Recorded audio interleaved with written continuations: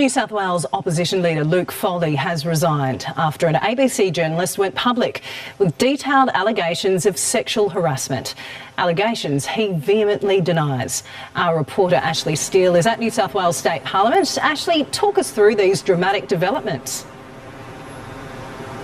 Well, Janice, it's been an extraordinary few hours outside New South Wales State Parliament following that explosive statement from ABC journalist Ashley Raper detailing sexual assault allegations against Luke Foley. Now, as you mentioned, he has vehemently denied these allegations, but just in the last few moments he's issued his resignation. Let's hear what he had to say.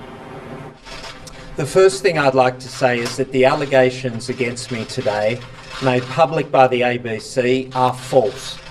I've retained solicitors and senior counsel to advise on the immediate commencement of defamation proceedings in the Federal Court of Australia.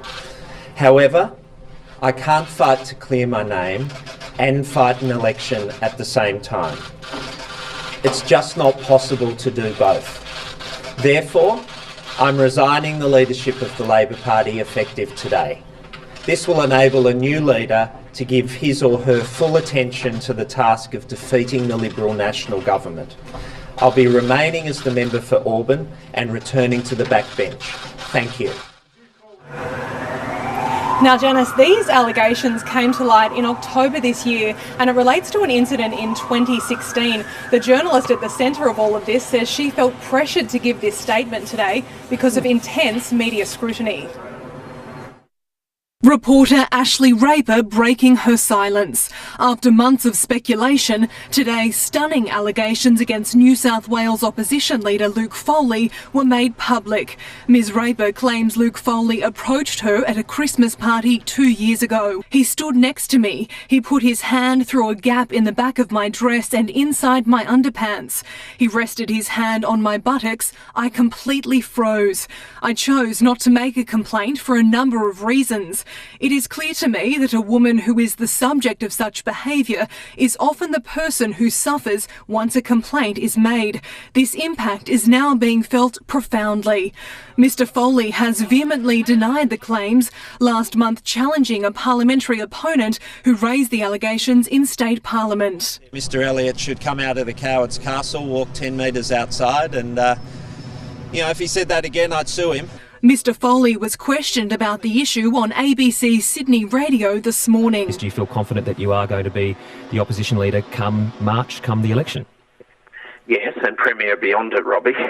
Yes. That's all you got to say?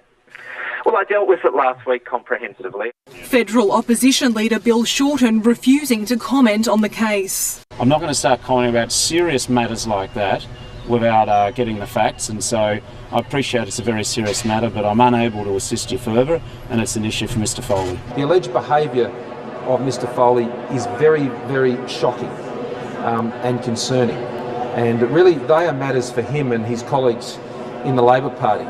Ashley Raper says she didn't want to make a complaint but felt she was forced to issue a statement after the incident was raised under parliamentary privilege. She says Mr Foley called her a number of times apologising and initially suggesting he would resign.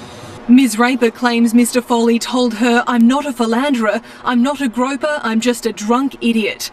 But during their latest phone call on Tuesday, Mr Foley allegedly told Ms Raper he would not be standing aside.